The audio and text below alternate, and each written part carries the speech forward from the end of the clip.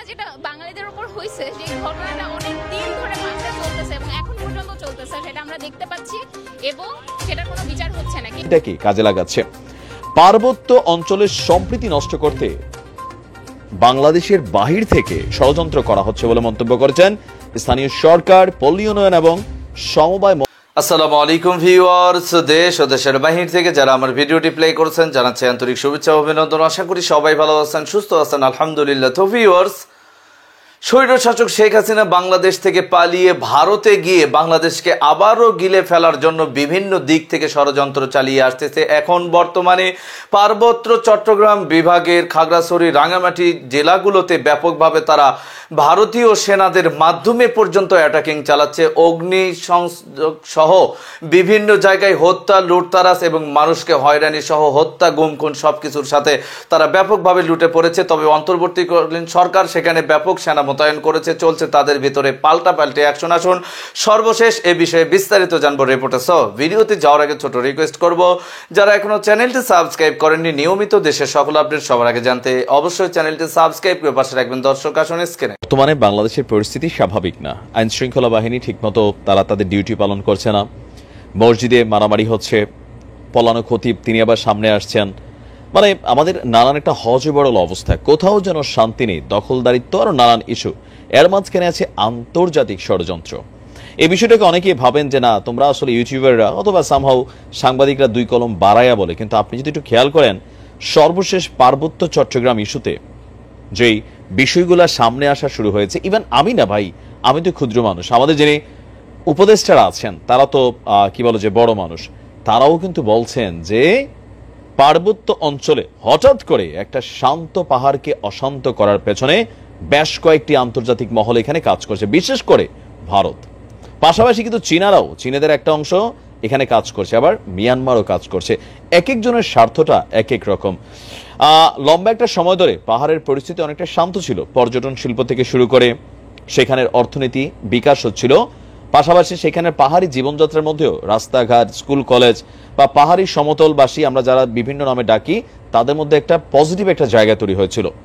Even সেখানে আমাদের সেনাবাহিনীর একটা শক্ত অবস্থান ছিল, কিন্তু হঠাৎ করে সবকিছু কেমন যেন ওলট পালট এবং এলোমেলো।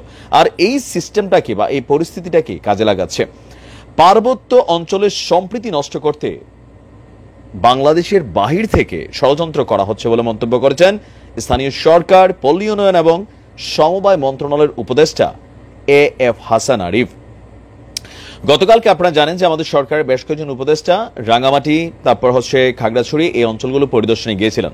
তো সেখানে গিয়ে রাঙ্গামাটি সেনানিবাসে স্থানীয় বিভিন্ন রাজনৈতিক এবং জনগোষ্ঠীগুলোর যারা নেতা আছে এবং নিরাপত্তা বাহিনী হিসেবে সেখানে তারা দায়িত্ব পালন করছে, বিজিবি, আমাদের সেনাবাহিনী, র্যাব, পুলিশ, সকলের সাথে একটা বৈঠক করছেন তিনি। তিনি বলছেন যে সভায় সবাই বলেছেন তারা সম্প্রীতি চান, স্থানীয় মানুষরা সবাই সম্প্রীতি চান, তারপরেও কেন ছন্দপতন হচ্ছে? সবাই বলছে ষড়যন্ত্র, সম্প্রীতি নষ্ট করতে দেশের বাহির থেকে এই ষড়যন্ত্র করা হচ্ছে। পাহাড়ে অশান্তির পেছনে জড়িতদের বের করতে একটি শক্তিশালী তদন্ত কমিটিও ঘোষণা করেছে সরকার। আর রাঙ্গামাটিতে আমরা যেই বর্তমান অবস্থাটা দেখছি, সেখানে একই বার্তা যে আমরা সবাই কাঁধে কাঁধ মিলিয়ে বসবাস করব। তাহলে প্রশ্ন হচ্ছে, সবাই যদি শান্তি চাই, অশান্তিটা তৈরি করছে কারা? দর্শক, গতকালকে আপনাদেরকে জুম্মল্যান্ড নিয়ে একটা নিউজ দিয়েছিলাম যে হোয়াট ইজ দ্য জুম্মল্যান্ড, এবং স্বাধীন বাংলাদেশকে বিভাজন করার যে নীতি, লাইক বাংলাদেশের রাজধানী হবে ঢাকা, জুম্মল্যান্ডের রাজধানী হবে রাঙ্গামাটি। এখন এগুলো চাচ্ছে কারা? আপনি সেখানে দেখবেন যে সাধারণ মানুষ, আমি আবারও বলি, সাধারণ যারা পাহাড়ি ভাইরা আছেন, এই বিভিন্ন রকম ফলফলাদি ফলান, খুবই কঠিন একটা জীবনযাপন করেন, তাদের এই জুম্মল্যান্ড, ফুম্মল্যান্ড এগুলো তাদের দরকার নেই, কিন্তু তাদের ব্রেইনের মধ্যে এইটা কারা ঢুকাচ্ছে যে আমাদের জুম্মল্যান্ড দরকার, রাজধানী রাঙ্গামাটি দরকার, ফেডারেল বাংলাদেশ দরকার। এই জিনিসগুলো যারা ঢুকাচ্ছে, আবার এই যে আমাদের বিজিবি বিভিন্ন অস্ত্র উদ্ধার করছে, পাহাড়ে সেনাবাহিনীরও মাঝে মাঝে কষ্ট হচ্ছে এই বিভিন্ন যে গোষ্ঠীগুলো আছে তাদের সাথে লড়াই করার, কারণ তাদের কাছে এত অত্যাধুনিক প্রযুক্তির মেশিনারিজ, ইকুইপমেন্ট আছে, এগুলা কে দিচ্ছে, কোন লাইনে ঢুকছে? যেহেতু আমাদের সীমান্তবর্তী অঞ্চলগুলোতে ভারতেরই আধিপত্য বেশি, চীনারাও টেকনিক্যালি এখানে কাজ করছে, মিয়ানমার একটা আন্তর্জাতিক ষড়যন্ত্র চালাচ্ছে, সকল কিছু মিলিয়ে আমার ধারণা এই খেলাটার পিছনে ভারত, মিয়ানমার, তারপর হচ্ছে চীন, তিনটা রাষ্ট্রই কিন্তু জড়িত। সবচেয়ে বেশি ভূমিকাটা ভারতেরই।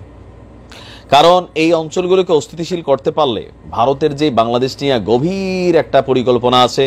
আবার দেখেন এই যে বলা হচ্ছে যে ভারতের কাছে নিরাপত্তা চাইছে ভারতের একদল চাকমা, তারা মনে করছে বাংলাদেশে গণহত্যা হচ্ছে, ভারতের সেনাবাহিনী পাঠানো উচিত, সরকারের সাথে কথা বলা উচিত। মানে এরা কারা? মায়ের চেয়ে মাসির দরদ বেশি। একটা গভীর ষড়যন্ত্র হচ্ছে পাহাড়ে। মনিটরিং খুবই বাড়ানো দরকার, ড্রোনের মাধ্যমে নজরদারি করা দরকার, তারপর হচ্ছে মনিটরিং টাওয়ার এগুলা করা দরকার। ইভেন সেই এলাকাকে নেটওয়ার্কিং যেই সিস্টেমটা আছে, ফ্রিকোয়েন্সিং সিস্টেম আছে, সেইটার নজরদারি করা দরকার। পাশাপাশি সেনাবাহিনীর সেনা মোতায়েন সেখানে আরো বাড়ানো দরকার, আরো প্রয়োজনে অধিক ঘাঁটি করা যেতে পারে পাহাড়ে। দর্শক, স্ক্রিনে আমরা সে সম্পর্কে বিস্তারিত জানলাম। এই বিষয়ে আপনাদের মতামত কমেন্টে জানান, কেউ ভিডিওটি স্কিপ করবেন না। রাঙ্গামাটি ও খাগড়াছড়ি নিয়ে আসলে ভারতের প্ল্যানটা কি? এটা কি শেখ হাসিনার সাজানো প্ল্যান? আর যদি শেখ হাসিনা সেটা দখল করতে পারে বা এটা দিয়েই কি সরকারকে অ্যাটাক করার জন্য কোনো মূল সূত্রপাত ঘটানো ভারতের ইস্যু হতে পারে? আসলে এ সম্পর্কে বিস্তারিত জানবো রিপোর্টে। করতেছে এবং কেউ কিচ্ছু জানতেছে না। এখানে ঢাকায় বসে বসে আমরা হচ্ছে আমাদের বন্ধু বান্ধব থেকে জানতেছি, কিন্তু আমরা কোনো মেইনস্ট্রিম মিডিয়ায় এই ধরনের কোনো খবর দেখতে পাচ্ছি না। সো আমাদের প্রথম চাওয়াটা তো আসলে এইখানেই যে আমাদের ঠিকঠাক খবর জানতে দিতে হবে। এখন যেহেতু নতুন সরকার গঠন হয়েছে এবং হচ্ছে আমাদের তথ্য উপদেষ্টা যিনি নাহিদ ইসলাম, উনি বলছেন যে আমাদের একটা স্বাধীন মিডিয়া হবে এবং উনি এটাও আমাদের আশ্বস্ত করছেন যে আমরা জুলাই গণ অভ্যুত্থানের সময়, ওই আন্দোলনের সময় যেভাবে দেখছি যে মিস ইনফরমেশন ছড়াচ্ছে, গুজব ছড়াচ্ছে, এখন সেই সুযোগটা কেন এখন পর্যন্ত থাকবে? আমরা এত গণ অভ্যুত্থান থেকে উঠে আসছি, গণ অভ্যুত্থান করে একটা নতুন স্বৈরাচারের পতন ঘটিয়ে আমরা হচ্ছে একটা নতুন সরকার গঠন করছি। এরপরেও কেন ওই একই জিনিস আমাদের দেশের মানুষ সহ্য করবে? এবং একই সাথে সেখানে যে নিপীড়ন, আমরা খবর পাইছি যে তিনজনের লাশ অলরেডি পাওয়া গেছে, গুলিবিদ্ধ হয়ে মারা গেছে। এবং আমি মনে করি যে এখন আগে তো আপনারা মিডিয়ারা প্লিজ দয়া করে আমি এই অনুরোধটা করব যে আপনারা সেখানে সত্যি ঘটনাগুলো আমাদের সামনে আনেন। মেইনস্ট্রিম মিডিয়া যেন কাজ করে, যেন পাহাড়ের মানুষের জন্য কাজ করে। এখানে দায়ী কে সেটা তো আমার দায়িত্ব না যে এখানে দায়ী কে সেটা বের করা। সেই দায়িত্ব যাদের, সেই দায়িত্ব তাদের পালন করতে হবে। এখন তো নতুন সরকার গঠন হয়েছে, অবশ্যই তাদের দায়িত্ব যে এখানে কি ঘটনা ঘটছে, কি হচ্ছে সেটা তো আমাদের জানতে দিতে হবে এবং অবশ্যই সেখানে লাশ পড়ছে সেটার বিচার করতে হবে।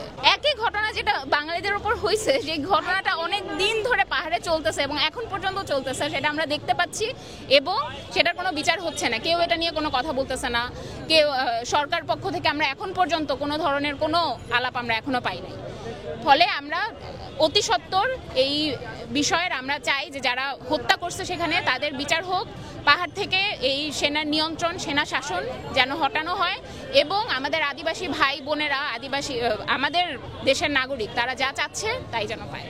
কেন এখন পর্যন্ত, আমি এখন ইউটিউবে আজকে সকালেও সার্চ দিছি, ইউটিউবে দীঘিনালা দিয়ে সার্চ করে দীঘিনালা এত কিছু হয়ে গেছে, আমরা ভিডিও দেখতে পাইছি ফেসবুকে, ব্রাশ ফায়ার করতেছে আর্মি, সেটার ভিডিও পর্যন্ত দেখতে পাইছি। অথচ আমি ইউটিউবে যখন সার্চ করতেছি তখন দীঘিনালা দিয়ে এখানে পর্যটনের কথা আসতেছে, এখানে অন্য কোনো এই মানে বর্তমানের কোনো কথাই সেখানে আসতেছে না। সেটা কিসের জন্য, কি কারণে হচ্ছে এই ঘটনা ঘটতেছে সেটা তো আমাদেরকে বলতে হবে। আমি একজন মানুষ হিসেবে আমি মনে করি যে পাহাড়ের যে নিপীড়নমূলক ঘটনাগুলো ঘটছে সেটা আজকেই ঘটতেছে, ব্যাপারটা এরকম না, এটা অনেক আগে থেকে ঘটছে। ফলে আমরা পাহাড়ের নিপীড়নের বিরুদ্ধে সবসময় কথা বলছি এবং কিছুক্ষণ আগে একটা বিষয় নিয়ে বিতর্ক হয়েছে, আপনারা দেখেছেন যে আমরা কেন সেনা শাসনের বিরুদ্ধে বলছি, আমরা কেন এখানে সন্ত্রাসীদের বিরুদ্ধে কেন বলছি না। আসলে একটা কথা পরিষ্কারভাবে বলা দরকার, সেই বিষয়টা হচ্ছে পাহাড় কিংবা সমতল সেনা শাসন কিংবা হচ্ছে সন্ত্রাসী যে কোনো নিপীড়নের বিরুদ্ধেই আসলে আমরা কথা বলছি। নতুন বাংলাদেশ আমরা জানি যে এইখানে আসলে শত শত ছাত্র জনতার মধ্য দিয়ে আমরা একটা গণ অভ্যুত্থান পেয়েছি, আমরা একটা বিজয় পেয়েছি। সেইখানে আমরা আসলে প্রত্যাশাই করি যে এই নতুন বাংলাদেশে গত 15 বছর ধরে আমরা যে শাসনগুলো দেখে আসছি বা যেই নিপীড়নগুলো দেখে আসছি সেগুলো আমরা আসলেই চাই না, সেগুলো আমরা বন্ধ করতে চাই। সেই জন্য রাষ্ট্রকে সংস্কার করতে চাই এবং আমরা মনে করি যে যেইখানে নিপীড়ন হবে, যেইখানে জুলুম হবে, যেইখানে অত্যাচার হবে সেইখানেই আমরা প্রতিবাদ করব এবং অবিলম্বে আমি দাবি করছি এই নিপীড়নগুলো বন্ধ করার জন্য সকলকে এগিয়ে আসার। গত বছরগুলোতে যেই শাসন ব্যবস্থা ছিল সেটা এখনো পর্যন্ত সরকার ব্যবস্থাটা পুরোপুরি ঠিক হয় নাই, কিন্তু আমরা চাই যে সরকার তার সর্বোচ্চ জায়গা থেকে পাহাড়ের সমস্যাগুলো সমাধান করুক, এইটার গোড়াটা আসলে কি সেটা খুঁজে বের করুক। সেটা আসলে আমরা জনগণ হিসেবে যত টাকা করতে পারবো বা আমরা আমাদের দাবির মধ্যে থেকে যতটা করতে পারবো, সরকার চাইলে এটা অনেক দ্রুত সময়ে এই সমস্যার সংকটগুলো কোথায় আছে খুঁজে বের করে সমাধান করতে পারবে। আমাদের কাছে মনে হয়েছে এখনো পর্যন্ত আমরা যা দেখেছি সরকারের ভূমিকা, সরকার চাইলে আরও অনেক বড় ভূমিকা নিয়ে এই সমস্যাকে দ্রুতই সমাধান করতে পারে। আমাদেরও প্রত্যাশা সরকারের কাছে এই সমস্যা দ্রুত সমাধান হোক, কারণ যেইভাবে প্রাণগুলো আসলে যাচ্ছে, যেইভাবে হত্যাকাণ্ড হচ্ছে, এটা বন্ধ হওয়া দরকার। পাহাড়ে আপনারা সকলে জানেন একটা অস্থিতিশীল পরিস্থিতি চলছে। এটা ক্ষুদ্র একটা বিষয়কে নিয়ে একটা বিশাল একটা দাঙ্গা শুরু হয়েছে।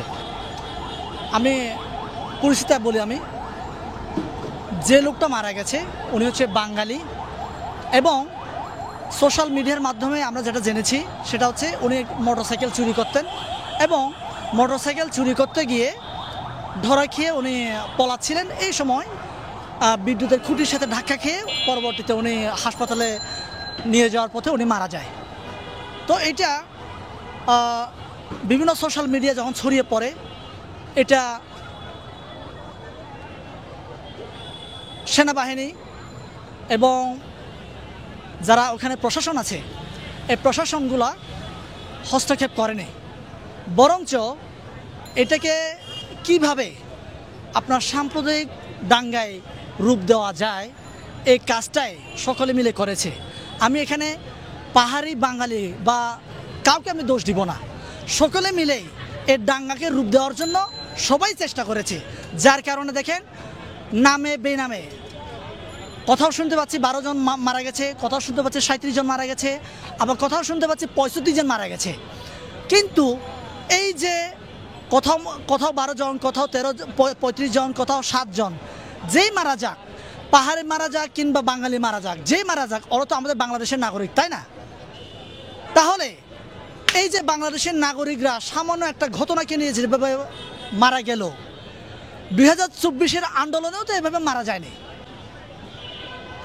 এভাবে মারা যায়নি।